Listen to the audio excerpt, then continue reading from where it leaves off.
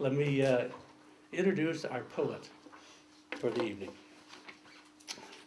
Laura's most recent book of poetry, Coming Here to Be Alone, is a bilingual English-German edition, which focuses on the high desert and Great Basin, western landscape with all its hoodoos, headlands, basin and range, whitewater and rain are the foundation from which she works. Her love for improvised music also informs how she approaches language. Laura has performed with jazz musicians and improvisers in the United States and Europe. Her work has been widely published, translated, and set to music for an art song series. She currently publishes the occasional Take Out, a magazine of art, writing, and music that features powerful voices from around the globe. She recently completed a residency with Playa at Summer Lake, Oregon. So would you join me in welcoming our poet tonight, Laura Winter.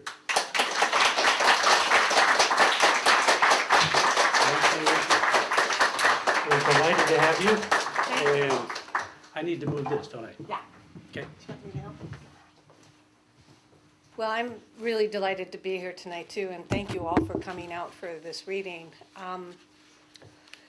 I did just complete a residency at Playa in Summer Lake, which is 4,200 foot high desert area in south central Oregon, and it's very isolated and incredibly beautiful, and I wish I was still there. It was a marvelous gift to be given a place to stay for a month and basically have all of my needs met. Food was provided for me. I had my own cabin and a weekly meal with the other residents. There were 9 of us. And beyond that, we really didn't have to have a community, or we could have community. It was up to how we wanted to behave. And it was the first time I had ever been able to do anything like that. And it was really remarkable how when all you have to do is really just focus on your writing, it's like the floodgates just open. And I have a full-time job that I work and I write. I mean, you know, most of us balance a lot of different things in our lives, and just to have that gift was really remarkable. And I'm saying that out loud because there's a lot of wonderful residency programs, and when you have a chance to really back those for artists, it really makes a difference in how we can make our art. So what I'm going to start the evening with is just a little group exercise so we can all be on TV together. And Rick, you want to help me? What we're going to do here, could you just hand one of these out on this side? And could you take one and pass these? Wait, maybe I'll do it halfway. Okay. Could you take one and just pass them? We're going to pretend that we're a chorus. And what we're going to do is what's called, well, it's not really called that, I'm just going to call it that. In improvised music, there's a wonderful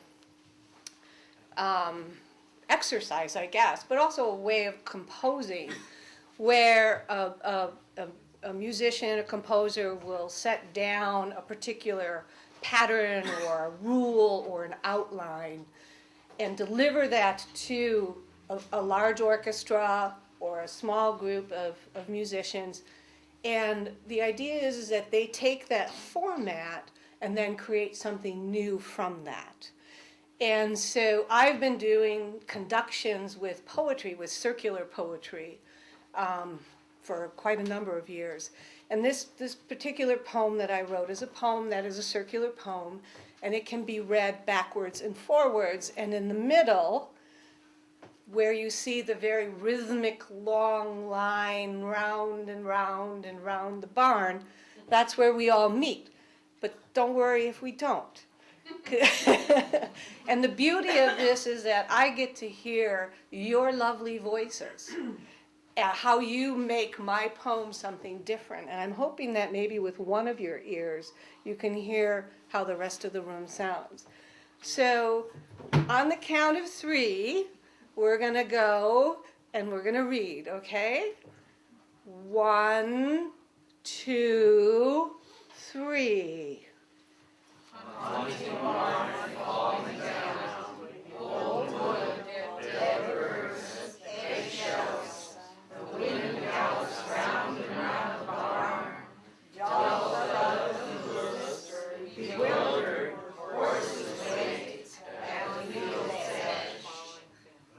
Nice, yay! So I will go ahead and read the poem, if I can find it here. I didn't keep a copy for myself, of course. That's only one side. Here we go. Another Rick. That's okay. Thank you. So, haunting barn falling down. Old wood, dead birds, eggshells. The wind gallops round and round the barn. Dull thud of hooves. Bewildered horses wait at the field's edge. Thank you for helping me with that exercise. So I'm going to do a couple of different things tonight. I'm going to try to give you a flavor of my work. I do a lot of different types of writing. I've done a lot of jazz poetry. I didn't really bring that tonight to read. I thought what I would do is really focus on my most recent book, which really hasn't had a lot of airplay, frankly, in Oregon, because I spent the year that it was published 2 years ago. I think it was 2 years ago.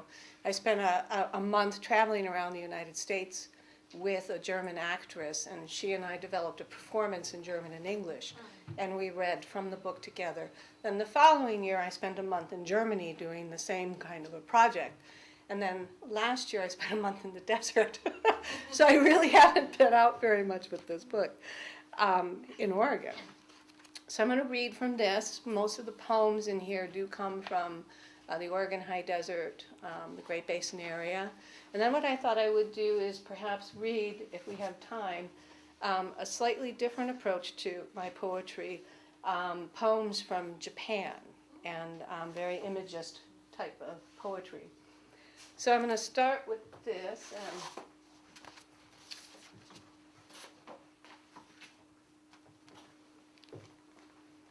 By the way, I don't speak German, so I'm not going to read in German tonight. Watching the cows go. Paint peeling, red gate leaning, shaggy shadows lumber out of the blue sky yard. Black with scudding clouds bullet through knotty boards as the wind beats over. Greasy green rock of hills leaning into more hills. Listen. The hooves' slow thud up the narrow path for sage and bunch grass.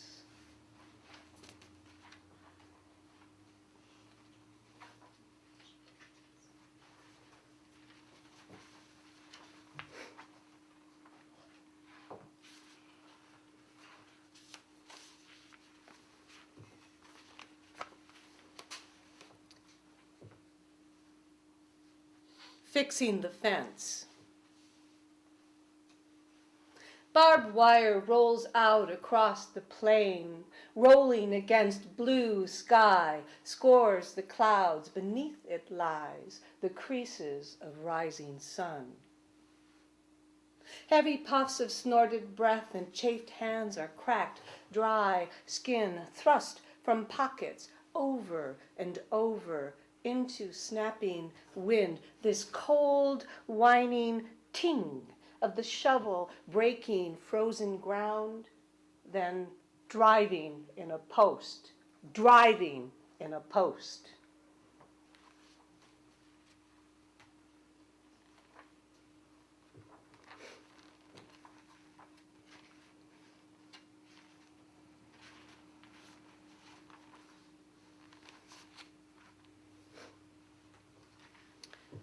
So, I've spent a lot of time in the Steens Mountain area.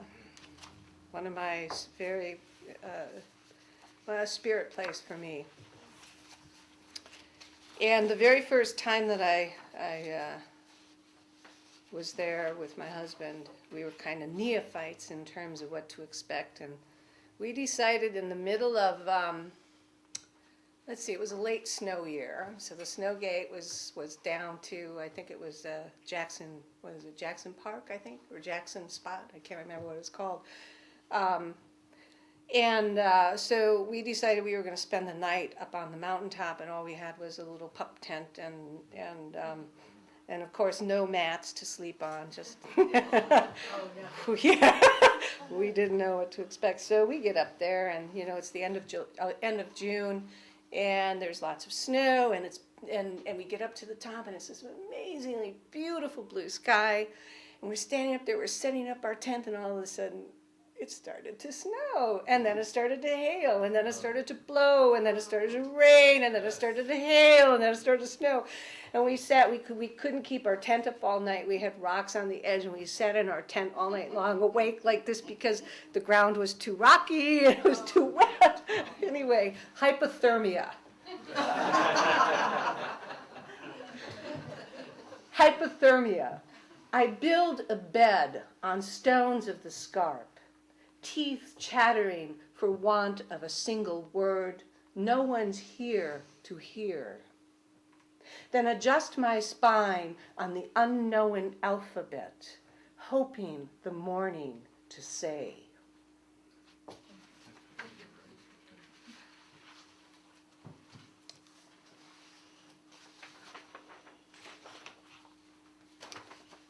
Splayed on a belly pitted with stones, clouds scud along the scarp. Looking deep into sockets, scoured of teeth. Surely the wind can. Why don't you speak, Rictus? Of course, we found lots of skulls up there. We should have taken that as a message.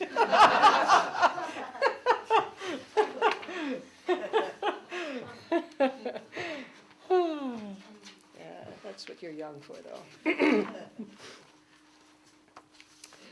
This is another example of a circular poem. And I'm not going to read it in circles. I'm just going to read it through. But I've actually done a lot of circular poems with jazz musicians. They like that, to be able to go backwards and forwards with the rhythms of the poems while they improvise to the sounds that I'm saying. So now there's a story here too. I have to tell you this. So speaking of neophytes, the first time that I was out on the playa, the alkali, the beautiful stark white, blinding white landscape, it was so hot, and we thought, surely there are hot springs out here, and we wanted to find those hot springs. And we looked out into the distance, and there were these incredible swirls that were happening, and we're like, that's them! We go off and we go walk, and we never find them. And then, oh, they're over there. And we walk towards there, and they're not there. And it turns out that these were dust devils. Dust steaming devils. Circulation tied off at the ankle. One foot lures the other. Convinced there's an oasis out there, the promise of relief in each green patch of reeds. Vision blurs with refracting white on white, wobbling indecisively from steam to dust. Dust steaming devils, luring 1 foot.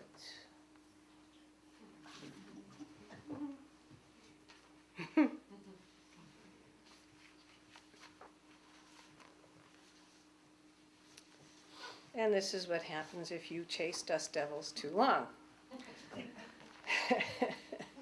Skin into dust.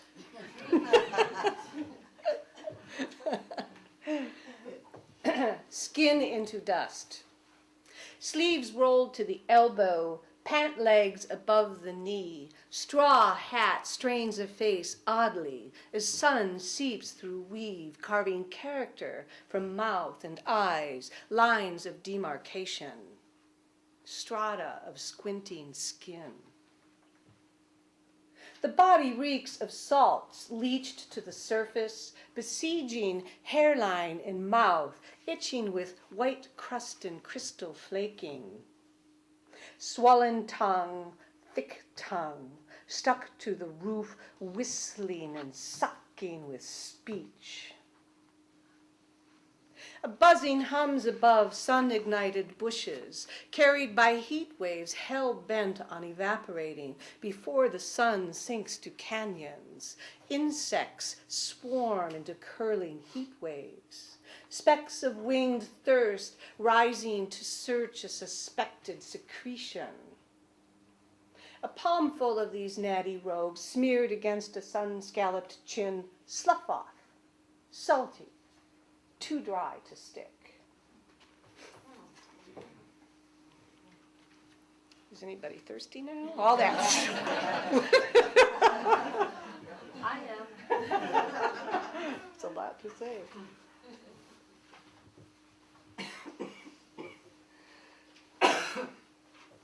Excuse me. How long have you been writing? I've been writing since I was 6 years old. You can guess how long that's been. No, actually, it's been, I don't know, over 40 years I've been writing.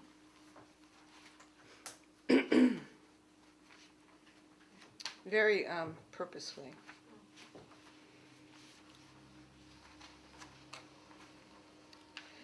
Okay, now, okay, yeah, this is a nice one. Ice cube kind of day.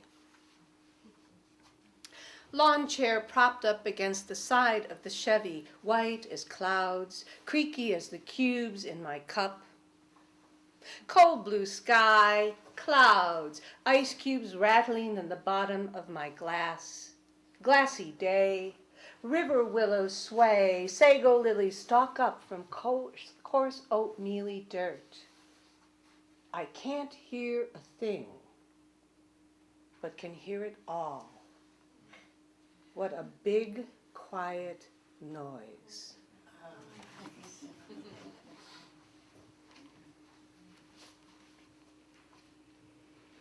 Okay, now to liven it up a little bit. Okay, a couple of things you should never do while you're out there. Oops, I'm sorry for bumping that. Is, you know, the whole alcohol thing. Oh, I'm glad I'm not the only one with that experience. You know, juniper and gin, okay, the berries, right? You don't want to mix that, and you learn the hard way if you mix it too much out there in the heat. So, visions mixed up by juniper and gin. Bitter taste of bile and bad water litters the ground. White toes grab at dust with uncertainty. Buzzing head filled with grasshoppers and hornets, clicking louder than my thoughts. How can I crawl under a rock? My head is bigger than this desert.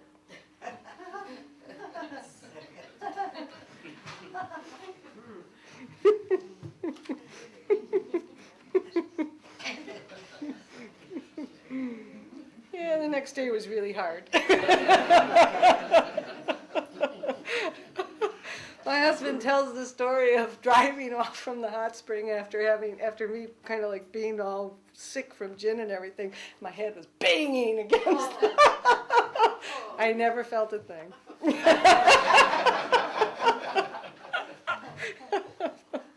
A night out there. In spite of the bats who can't hear my fine hair, thirsty mosquitoes and horned owls, I cross and uncross my legs, listening to coyotes howl.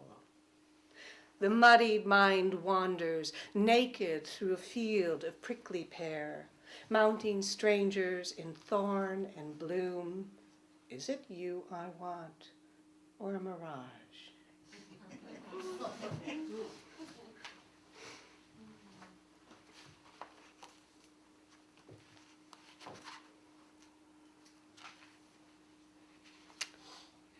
Okay. I want to save this one.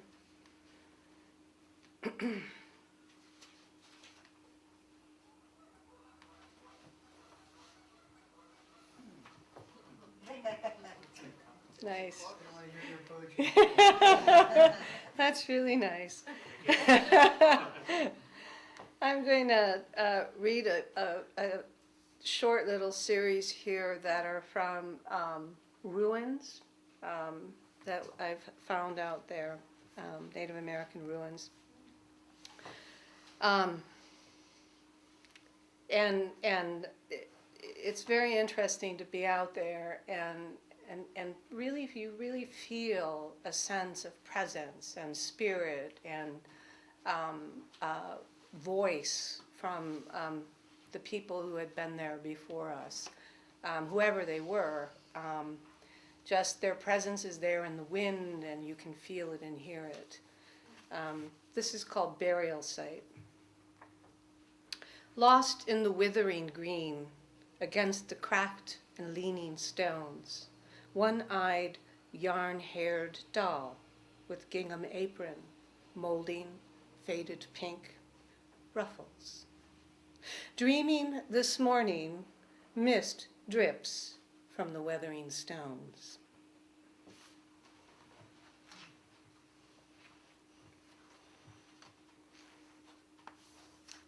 The graveyard.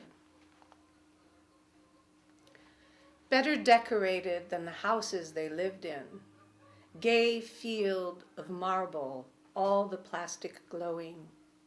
I don't know anyone beneath these stones.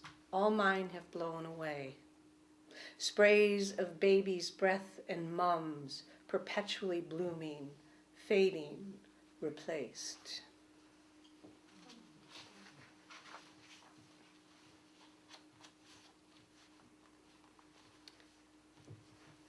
And this is actually being near a structure that had been built where a family or families or builders, whoever they were, had left their signature through handprints along the wall in the wattle. Wattle holds the handprints of a family. Stones around the fire pit, wood stacked in a corner, as though someday to return. I try the thumbs for sighs. Is that the wind? Or a woman sighing?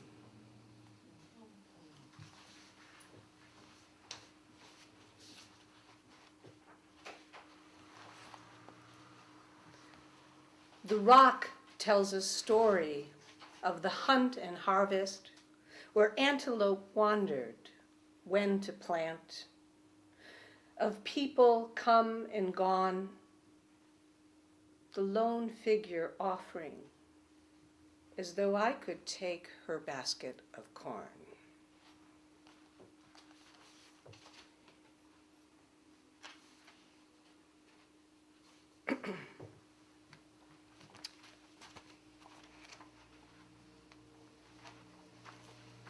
Okay, in honor of our geese, visitors and guests,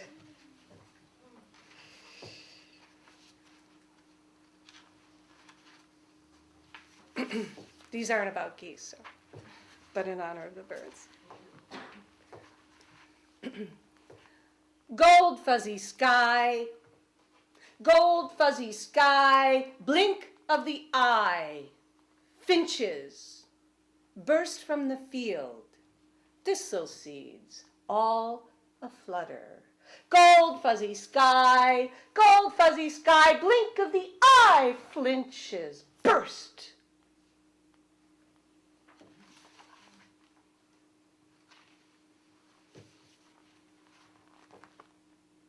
Well, this applies to the geese.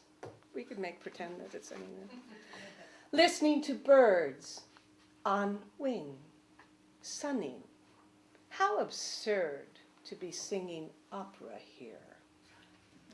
Listening to birds on wing, sunning. How absurd to be singing opera here.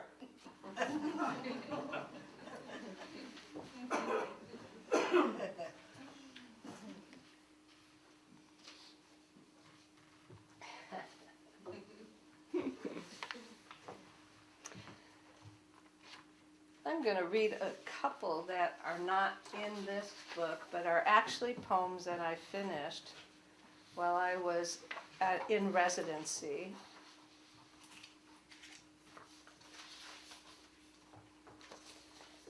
The poems from the desert are probably a lifelong pursuit of mine, so they don't.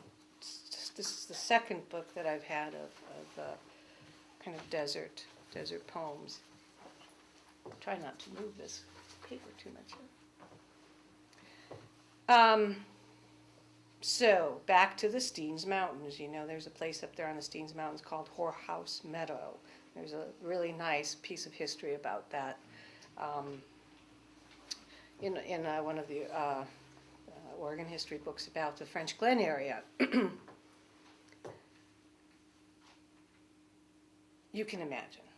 Whorehouse Meadow. They float above the meadow, grass and frost, away from mosquito buzz. The cooling night will freeze their thirst. Odorless I follow.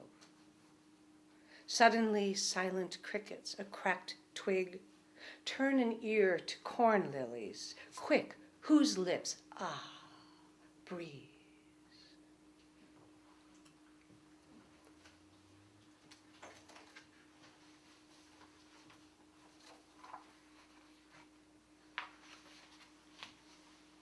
Okay.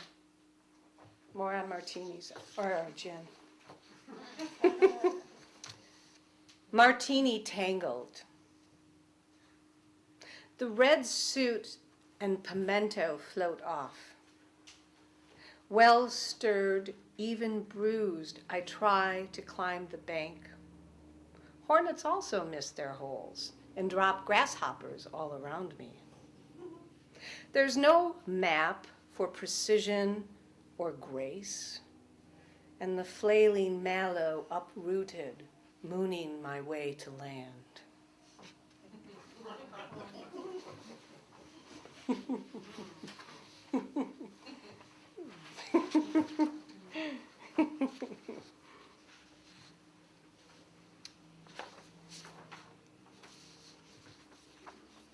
This is out near the Alvord Desert. Bathhouse. Up to my neck in thermal earth, corrugated steel sheets break wind. The shot-up shack hums. Ash bubbles pop as stars drop all around, and way out on the playa where a green door opens, shoots off to another galaxy. These vibrating holes need all night to constellate.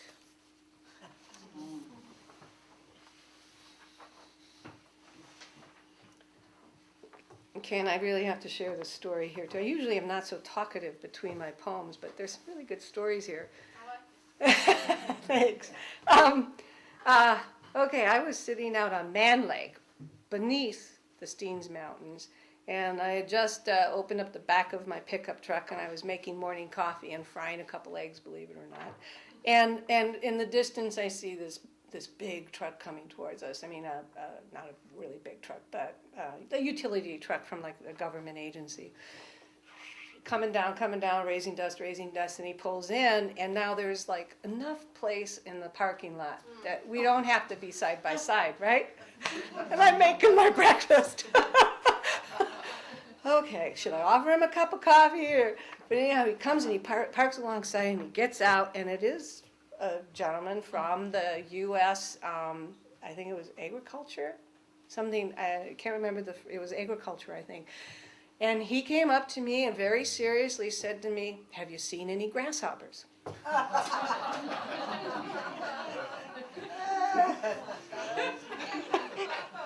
I'm like, "Really?" "Yes, they're all over." And I said, "Why do you ask?" And he says, "Well," he says, I'm counting grasshoppers." I'm like, "Okay, great." And he really was, because that was during this particular time, there was a major infestation in eastern Oregon of grasshoppers, and he was really legitimately trying to figure out how many per square, I don't even know, it was inch or acre or something like that. So this is in honor of the gentleman whose name I never got and who did not want a cup of coffee. And it's called Edge of Verge. Surrounded with alluvial fans that do nothing to cool the wind, heat cooks from the inside out. Vibrations suggest an invasion. Eye-long haze, grit buzz and scour, spiny hop sage stutter. I rub my legs together, do a little circle hop dance. I hear this can make you crazy.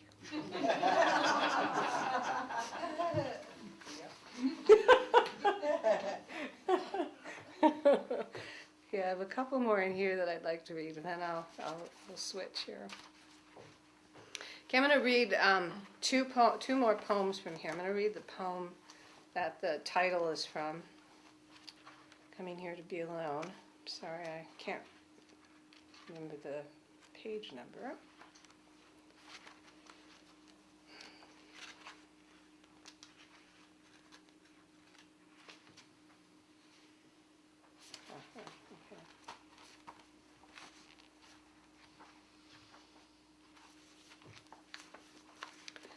Coming here to be alone. I draw circles in the mud and watch them rise to flight. Hundreds of cranes beat their wings. The wind bends splintered reeds, moving shadows that launch a fleet of ghost canoes. Slow no wake. Slow no wake, old village voices croon, the way the rudders go as low moaning cows down the river. Hundreds of wings steal the sun. One side of my face is colder than the other. 1 foot in tall grass, one in mud or silt. I walk the way this river walks. Who calls? Who follows?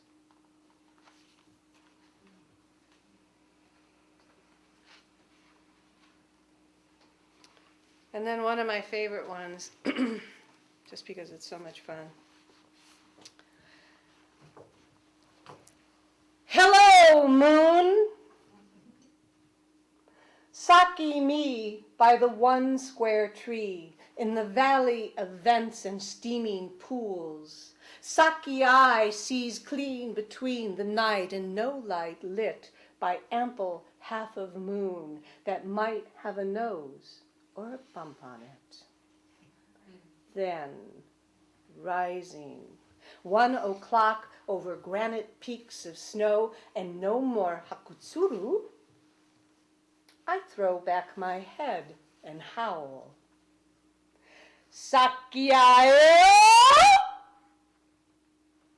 Sakiae! Saki!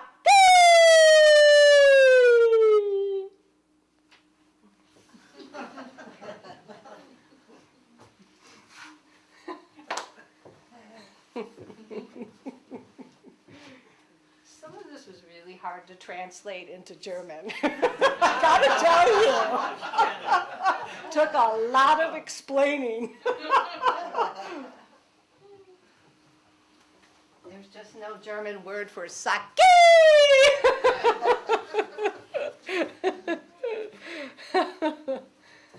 Are there any questions about what I just read, or would you like me to just read a little something different? And then you're shaking your head, yes. Okay.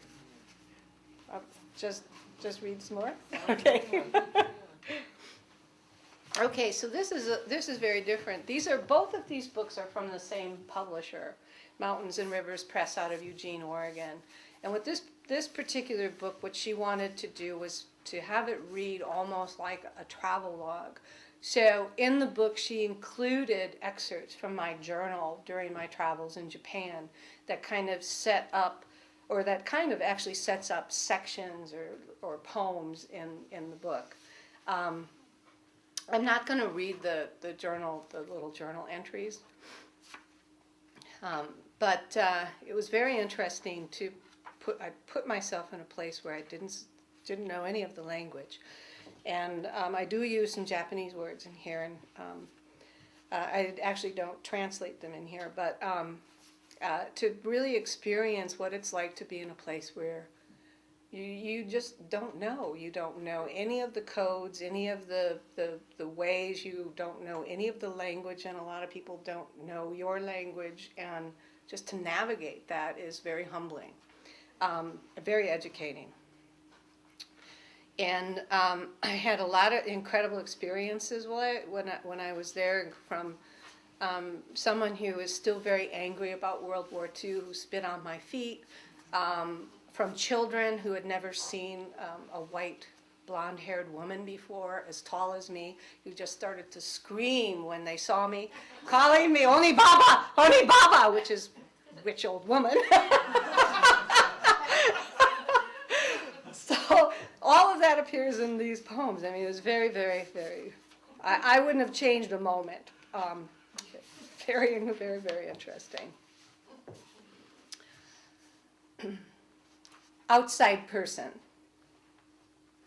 I of alabaster skin stand on an eastern horizon, a long shadow on potatoes.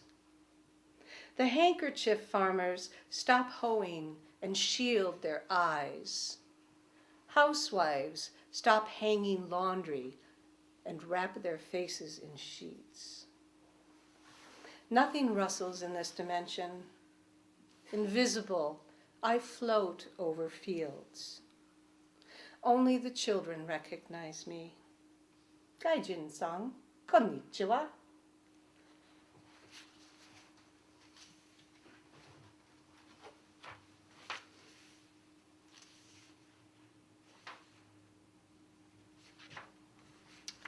A few meters of dirt.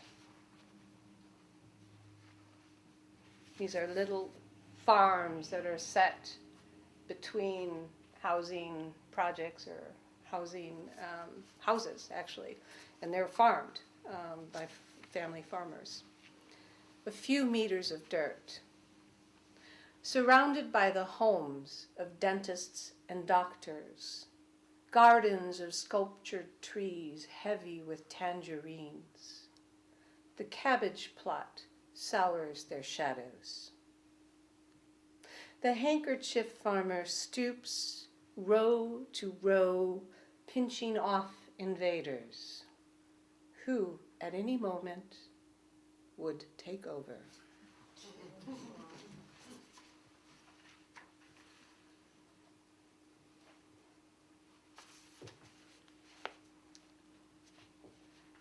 Shrinking with progress. Her face, a dynastic map, unfolded and creased according to growing seasons. Taught from tending generations of perfect daikon, her spine finds no purchase, harvesting ice cream wrappers planted by traffic.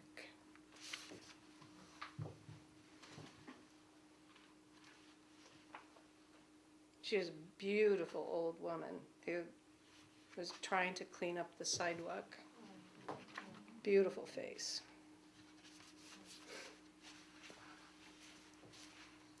October signals another harvest. I smell the abundance breathing. Shadows skitter through the fields, coaxing dry leaves to speak. I listen from the stoop as restless koi bump heads with the moon.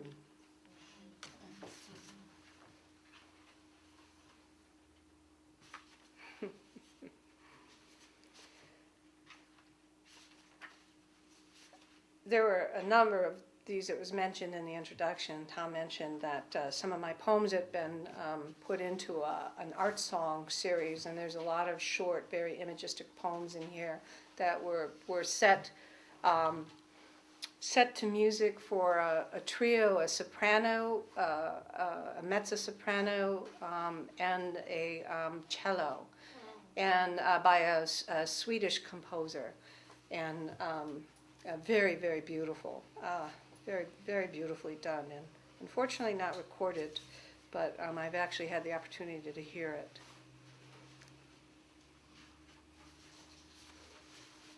Okay, I'm going to read a couple of poems from the temples, and then we can go from there. So I'm going to share with you a very interesting experience that happened to me. I decided to go to Kyoto to meet a poet that I had loved since I was in high school, and I knew he lived there. And I didn't know how I was going to do that, and I just decided to take a bullet train and head there. That was another very interesting experience. But while I was in Kyoto, I went to a Nanzenji temple, and when I stepped across the threshold of the temple, I had the most incredible thing happen. I had been there before, and I don't know how, but I was just filled with a map. I knew the whole layout of the temple. My sister, who was with me at the time, said that the hair on my arms was standing on end because there was such electricity from the experience. It was really mind-blowing, and I knew exactly where everything was. And I just almost couldn't even make it further than where I had stepped across the threshold because I was just so overwhelmed with a spiritual force. Nanzenji Temple. Stepping through the gateless gate, feet remember the way. Charges of memoricity map temple grounds my eyes have never seen. I, as no form, know the haiku of koi, the rake of leaping tiger poetry. And here, where herons stand, I converse with the garden's basalt, the guardian of so many secrets and dreams. Our old words grow, vines, floating leaves.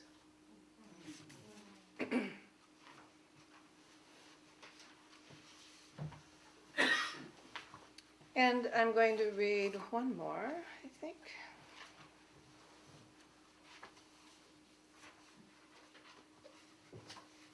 Maybe I'll read another temple one.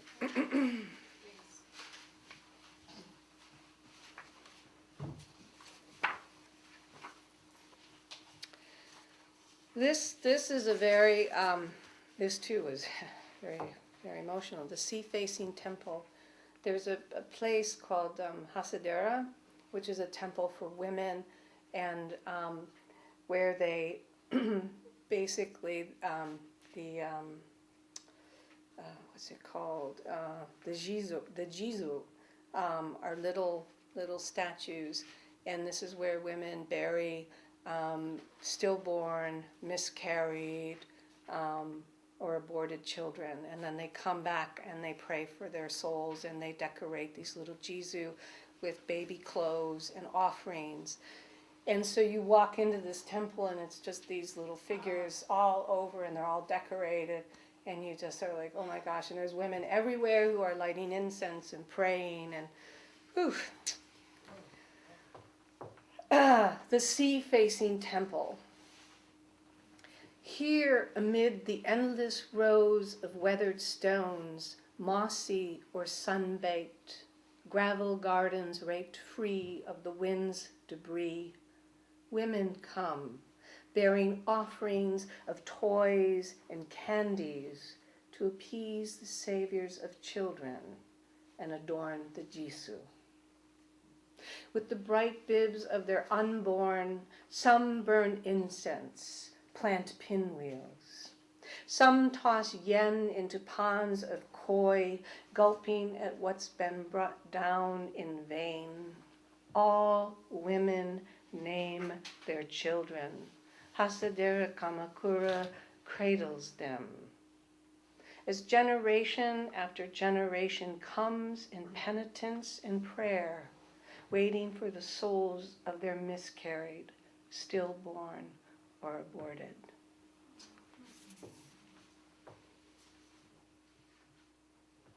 I don't know if I should end on such a heavy one. Okay, here's one. Whew. Okay. Here's one just on the struggles of language. Hey you, the pink ribbon rolling on the beach, a string tied to a finger, but I can't remember, a string tied through the mouth of tuna, tongue-tied, all the practiced phrases hooked, they still get away, something in the eye, on the train, in the temple.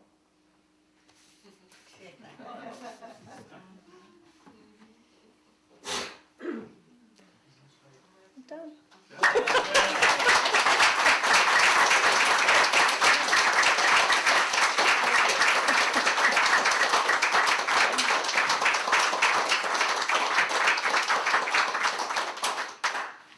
Thanks. Thanks.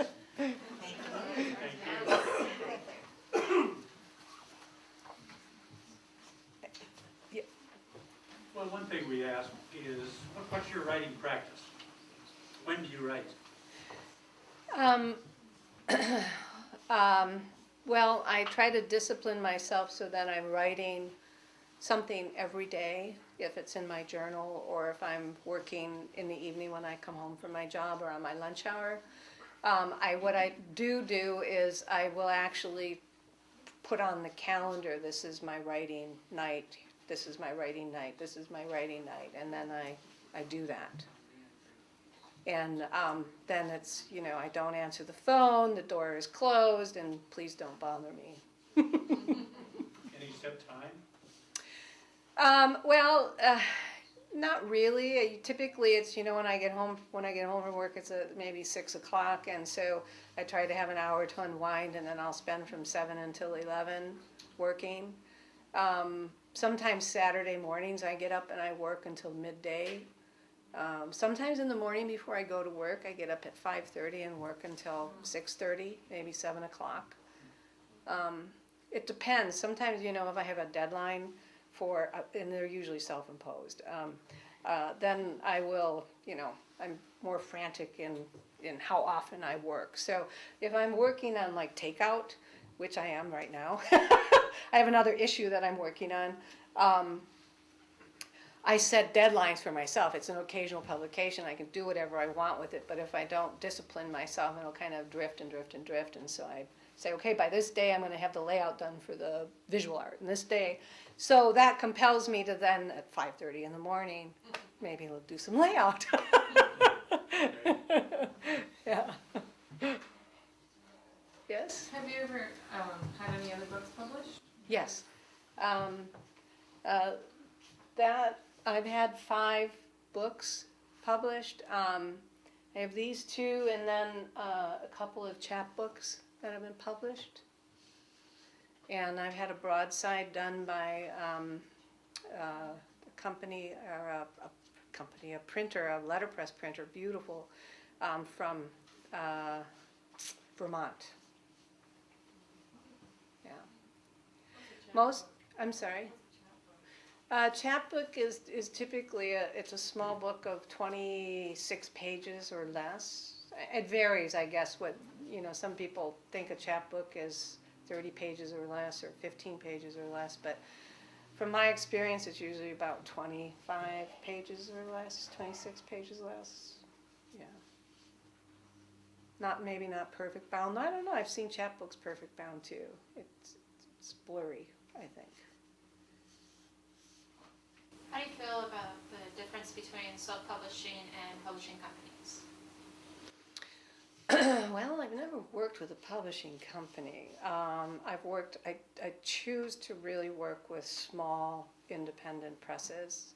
I really believe in small presses, and I think they're the backbone of what's kind of crucial in writing and what's happening. And so you know, if I'm offered a major contract, I don't know how I would respond, but I've never sent my work out beyond small presses because I really do believe in what they're doing, and I've really all my life just really supported small presses. Self-publishing, I don't really have a problem with that. I mean, I think in this day and age with the availability of media, there's a lot of I don't know how to put it, noise, I should say. And I don't mean that negatively. There's just a lot of choices, and how do you navigate? And so how do you get your work in front of someone? Perhaps if you don't have anything, how are you going to get your work in front of someone, a small press, to actually have it published by a small press? So I don't really have a problem with it. I think, and I've done it. I mean, I was part of a guerrilla poetry movement where we published poetry in assemblages. We published poetry. We would go around downtown Portland and put poetry up on posts wherever we could put them. I put poetry in lunch bags for business offices. I struck up a deal with a deli downtown, and I provided them half sheets like this folded up with poems that were going into business lunches. People would take their napkin out, and lo and behold, there'd be a poem. So that's self-publishing. Okay. I was wondering what kind of work you do during the day. I work for the Oregon Community Foundation. It's the statewide foundation that's very active in Oregon. I have a big job there. It's a wonderful, wonderful organization. I've been working there almost 22 years. Oh, my. So, yeah. So how long were you in Japan? Where did you go? I was in Japan for 3 weeks, and I was south of Tokyo on the Miura Peninsula. I was staying near a couple of the fishing villages that were there. I was also in Yokohama, and let's see. Then, well, that was primarily the area that I was in on that side of Japan, and then I was in Kyoto for a week as well, and I pretty much stayed in Kyoto during that full week because there was plenty to see there. It was very interesting too because it was after they had had a major earthquake a year before, I believe, and that was the earthquake that really hit Kyoto and had leveled a lot of things. And there were a number of small storefronts that had taken like the large rope from boats.